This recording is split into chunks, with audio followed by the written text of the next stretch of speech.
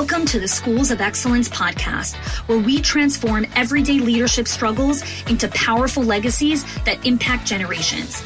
I'm your host, Chanie, a 20-year veteran of school leadership who has helped hundreds of school leaders achieve what many thought was impossible through our signature programs, School Leadership HQ, and Enrollment Engine. With our battle-tested frameworks and blueprints, leaders have achieved 90% parent retention, 50% less staff turnover, 15% improved profit margins, and increased enrollment by 25%. My mission is simple: to revolutionize school leadership by elevating the skills, the habits, and mindset of passionate leaders ready to create lasting change.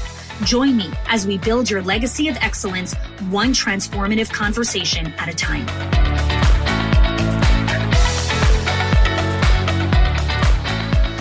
Hey everyone, welcome back to the Schools of Excellence podcast. Today we are talking about drama-free schools start with design, not discipline. And if you want a drama-free school, the solution is not more discipline, more meetings, or more consequences. It is actually better design.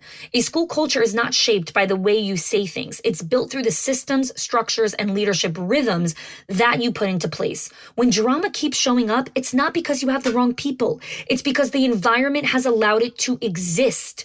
Drama-free leadership isn't about micromanaging emotions or controlling people. It's about designing a culture where clarity, accountability, and ownership are the norm. When your school is built on these foundations, drama simply has nowhere to thrive. And in today's episode, we're unpacking how to shift from managing drama to designing a culture where drama cannot survive. I will share real stories from real school leaders who have made this shift, who have moved from frustration and firefighting to building schools that run with trust, stability, and ease. So if you are ready to create a school where problems get solved without chaos, where leadership is energizing and your team operates at the highest level, let's get into it. A big component of how culture is designed and how you as a leader can intentionally craft and build a culture you desire is we need to decode what drama is. Okay, drama is a huge component that takes up a lot of mental and emotional bandwidth of directors and owners as they're trying to scale and grow companies when they're dealing with dramatic people, just lots of high drama. So today I'm going to talk about the characteristics of drama, what that looks like in your center, and we'll also talk about the characteristics of drama-free leadership. Today's episode, you're going to hear a lot of stories of school leaders, and you're going to find a lot of similarities and possibly find yourself inside of them. I've changed the names and some identifying details to respect the privacy of the people that I connect with and my clients. One of the things you'll notice here in Schools of Excellence on our podcast is you'll find many interviews that I do with our clients, with members of Schools of Excellence. I'm taking a little bit of a different direction because the information that I'm sharing is more highly sensitive, and I really want to make sure that I respect the confidentiality of our clients. So that's why I'm using different names, change some identifying details, but the stories that are here are real. These stories have really happened inside organizations over the last 18 months to 2 years. So let's talk about drama. A person who is drama, okay, the definition is a person who often has exaggerated or overly emotional reactions to events or situations. Okay, so again, it's a person who often has exaggerated or overly emotional reactions to events or situations. Drama can be extremely draining and toxic in a school culture. The emotional temperature of this person feels exhausting to anyone around them. So if you're listening to this and you're thinking, oh gosh, am I a drama person? Or this person is drama, I'm going to share some of the signs of a dramatic person. Okay, there are 5 core signs that you're dealing with drama. Number 1, they criticize and complain. The single biggest red flag for me as a coach and as a mentor, consultant, and working with leaders is when I meet someone and the first thing that they do is criticize someone or something and lay out a long list of complaints on any number of random things for anyone unfortunate to be in their immediate vicinity. I know that that person is drama. Okay, that person is drama. So let me tell you about Jenny. Okay, Jenny is a phenomenal owner. She hired a new director for her company, and this new director, Tessa, filled all the requirements and skills. She even had 2 degrees. She had a master's in education. She was just really qualified. And Jenny went through a pretty rigorous hiring process and offered Tessa the job. A few days into the role, Jenny was observing the building, and she actually overheard Tessa speaking in the teacher's room. And she was complaining about the lack of supplies that was going on in the art room and in kind of the custodian's closet. And she was complaining to the teachers. And the teachers were agreeing with her. They were kind of, saying, yeah, and this and that. And it was almost as if she had formed a connection and a relationship with the teachers over a shared complaint. So Jenny was a little concerned about this, but she decided not to say anything to Tessa, right? It's, she was a week into the job and she's like, I'm just going to let it go. And she made a mental note to continue to observe it. Over the next few weeks, there were more small incidences where Tessa just complained about anything. So the gate to the playground was slightly broken. She criticized Jenny for not fixing it fast enough. The toilet in the toddler room was having an issue flushing, and Tessa complained about it for days until the plumber was finally able to come and fix it. It was all these small grievances of daily life in a childcare center that Tessa could not manage. It wasn't giant things. The criticizing and complaining that's a component of drama from a dramatic person is not the big things in life. It's always these small things, right? The playground lock is broken. The toilet doesn't flush. The paper towel dispenser is jammed. The light in the teacher's room is flickering and needs to be changed. Anything that was less than perfect in Tessa's eyes was deemed worthy of being criticized and complaining about. Jenny was exhausted. She was tiptoeing around her and she was becoming extremely anxious. And as the weeks wore on, Jenny started to realize a shift in her staff. She started to avoid coming to the center for fear interacting with Tessa. She was tired. The drama was impacting her sleep. But the thing that bothered her the most, it was really impacting the team. The team started to complain and started to criticize and started to point out all these little things that no one ever even noticed before. They were just part of the daily functioning of the center. That is criticizing and complaining. A huge, huge red flag of someone who is drama. So let's go to gossip. Gossip is the second component of a drama-filled leader. I believe that gossip has to be one of the single most destructive forces in human relationships. I'll say that again. I believe that gossip is the single most destructive force in human relationships. If you ever need a reminder of the darkness that lurks between us, watch the delight that some people seem to derive from sharing gossip or the tales of misfortune of others. If someone is not using words to empower or motivate people around them, if they're not spreading positivity and energy, they're usually not someone that you can trust with information. And they're definitely not someone you want to trust with your precious life, your time. They leap into gossip immediately.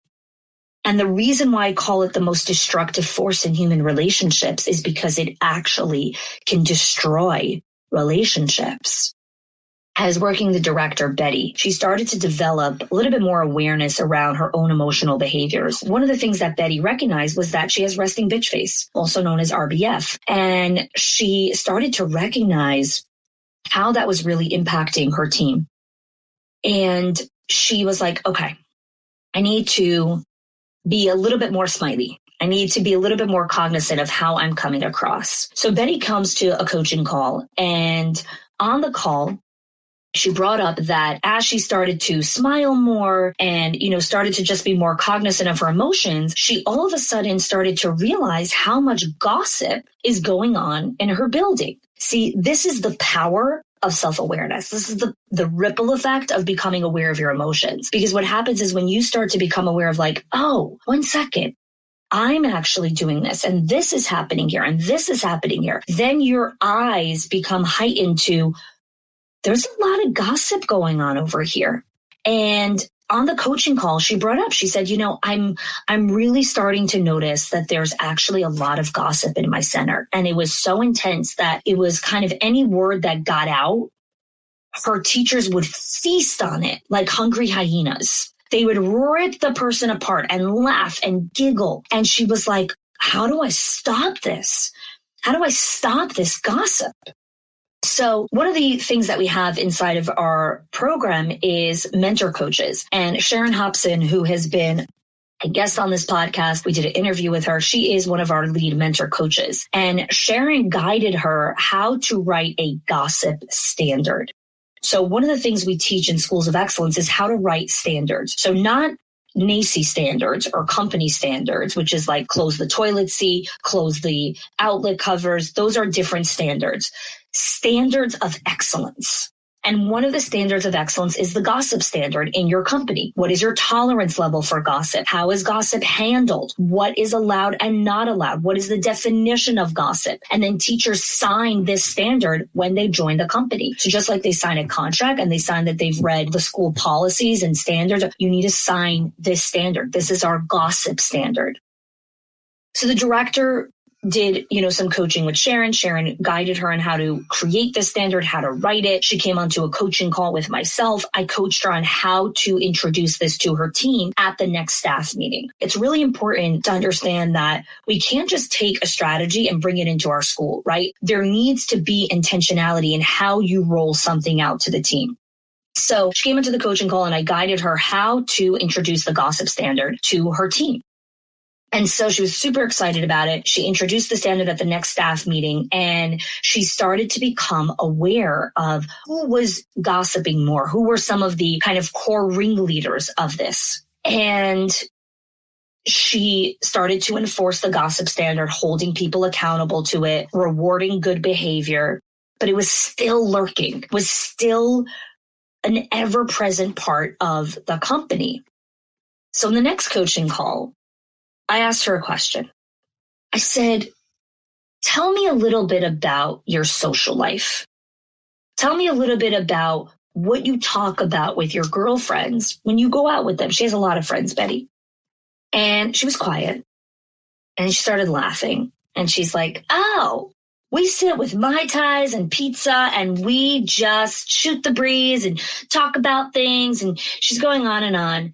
And I paused her and I said, do you gossip a lot with your girlfriends? And she was quiet again. And she's like, yeah, I guess we do gossip a lot together. And I said, well, let me ask you another question. What about your relationship with your partner, your significant other? Do you gossip together? Do you talk about other people?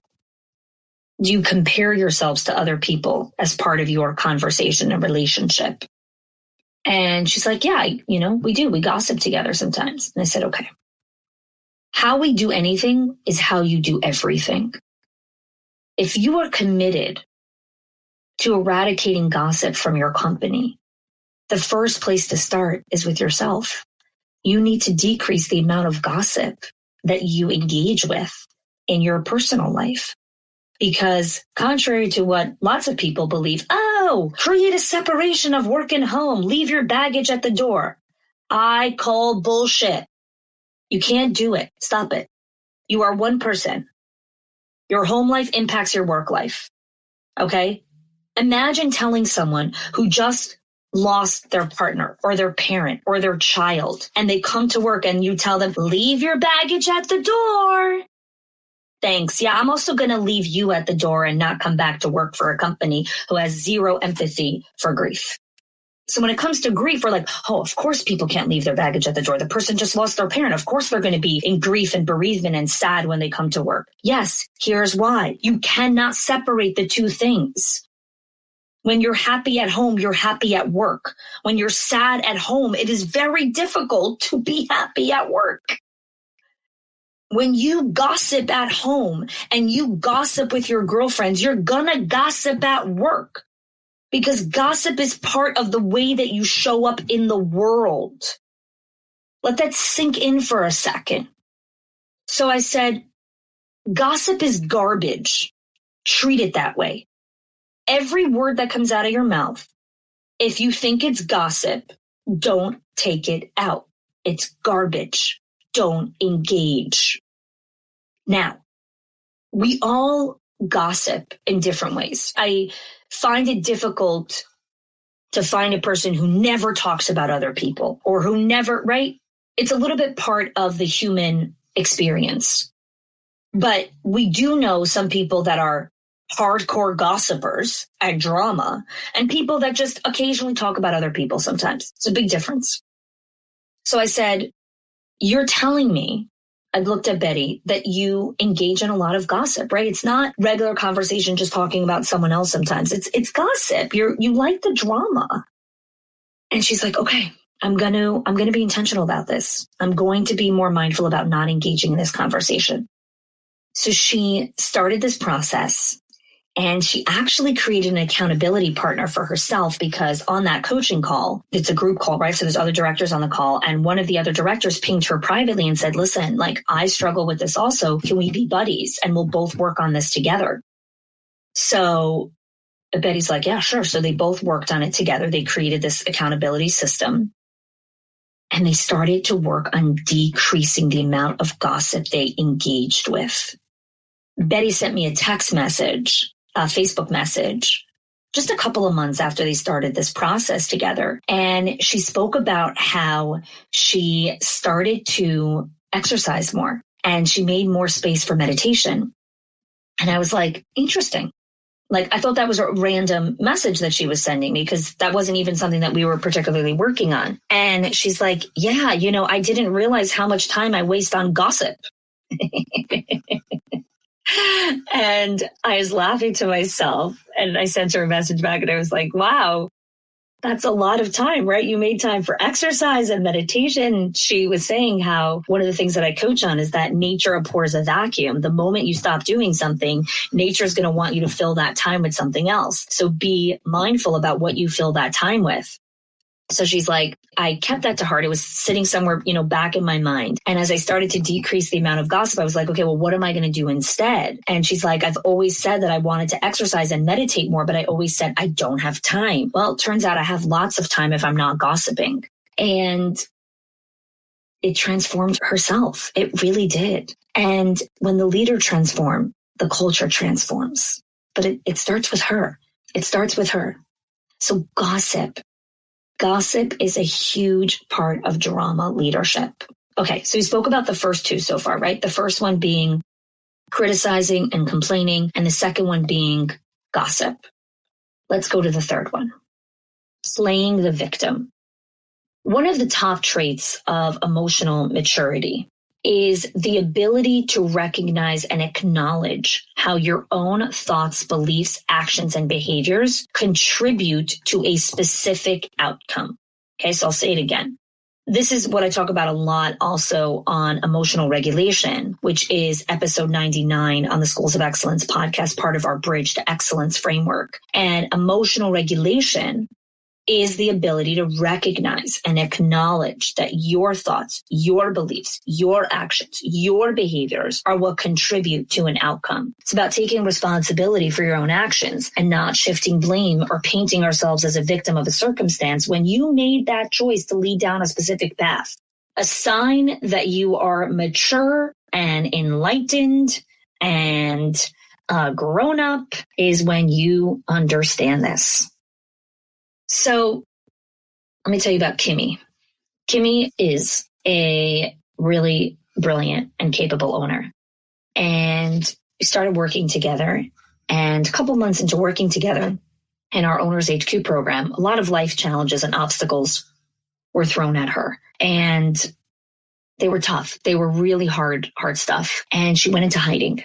Now, one of the things that I know about our members is when they're quiet, or when they go into hiding, it's usually because they're feeling shame around something that they're doing or not doing, or something that's going on in their life. And the shame comes from they think they're the only one. They think if I only knew all the shit that was going on, I wouldn't be friends with them. I wouldn't want to engage with them. So they hide. The reason I'm sharing this with you is because part of being a leader is understanding the relational intelligence of what goes on inside your organization. And if people are hiding or people are avoiding, they're doing it for a very specific reason. And it's typically because they feel shame. They're hiding because they think they're the only one dealing with it. And if you only knew the real me, you would never keep me here. So they hide. So I call bullshit. And we have a whole process for this inside of our company on how we take care of clients who go into hiding. We have a multi-step process of how we reach out, myself, my team, and eventually they respond. and we call them SOS calls. And these calls are really about shame evaporation. We work on these SOS calls to help the client recognize that they're sitting in shame. So when I was chatting with Kimmy, she recognized that she's not the only person in life that life throws hard stuff at them. And she's not the first person to deal with whatever she's dealing with, and she won't be the last person. And it's okay to feel all the emotions, and then we need to get back up again. So we were talking, and she was sharing with me about her directors, and she was talking about how her directors are really playing the victim a lot. They complain about their schedules. They complain that they're overworked. They complain that they don't have time to do anything. And she's like, I really need them to stop being the victim. I need them to stop complaining. They have more than enough time to do everything that they have to do. So part of being a coach is asking questions. And I say this on coaching calls often, and I don't know if I've ever said it here on the podcast, but the lowest form of advice is ideas and tips and tricks. The lowest form of advice. The highest form of advice is a great question. The lowest form of advice is tips and tricks. The highest form of advice is coaching and asking questions.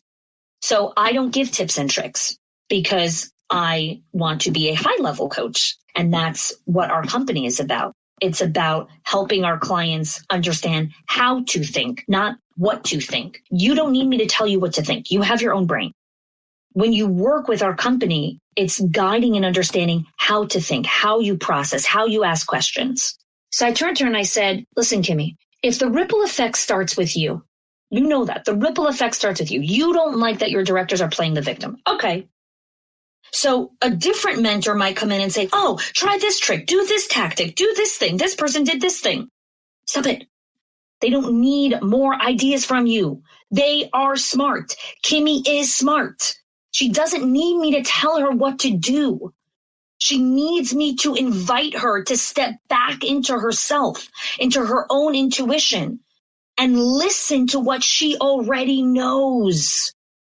So I said, if the ripple effect starts with you, what is one thing that you can shift about yourself that will help the team? So she was quiet, and then she started laughing. And she's like, well, I guess I could stop being the victim of my own life. I guess that I could be more mindful about not playing the victim card because I've kind of been doing that over the last little bit. And maybe I could start being more empowered and recognizing that I do have agency in my life. One of the meta skills from our Bridge to Excellence is individual advocacy.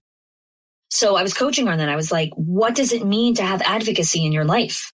What would it mean if you were an advocate for what was happening in your center? What would you do differently? I didn't tell her what to do. Nobody needs someone to tell them what to do. Kimmy's a grown-up. She's over 60. She doesn't need me to tell her what to do.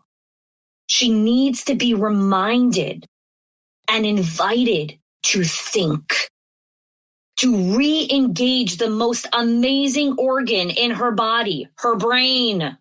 Here's what we engage with most of the time. I don't feel like it. I don't want to do this. This feels uncomfortable. Engage your brain for a second and say, okay, I have control over this. I have agency in my life. And then you feel it in your body. Whoa, you stand taller. Your chest opens. Your shoulders relax. I got this. So she started to shift from playing the victim to having agency in her life. Playing the victim is drama. Lots and lots and lots and lots of drama. And drama is not good for your culture. So we're going to pause the episode here because I like to keep these episodes shorter so that they're easy to digest. So next week, we're going to dig into the final two symptoms of drama, which is manipulation and inconsistent actions and behaviors. If you haven't had a chance yet to rate our podcast and leave us a review, would so appreciate you doing that. Reviews and ratings help more people discover us. and help us with our mission, which is to have a global conversation about what it takes to build and sustain schools of excellence. I also want to invite you that if some of the stories today resonated with you and you are looking for that next level coaching, right? You resonate with Kimmy and you want to pull yourself out of victimhood. You resonate with what Jenny went through and you want to create a culture that is devoid of criticizing and complaining. You resonate with Betty and you're like, I want to stop gossip inside of my center. Then I encourage you to fill out an application and see if it's a right fit. We'll get on a call. We'll chat together. We'll talk a little bit about your center, what's going on, the skills that you want to learn, how you want to develop and grow. And if it's a good fit, we'll figure that out on the call together. So thanks for listening today, and we'll see you next week.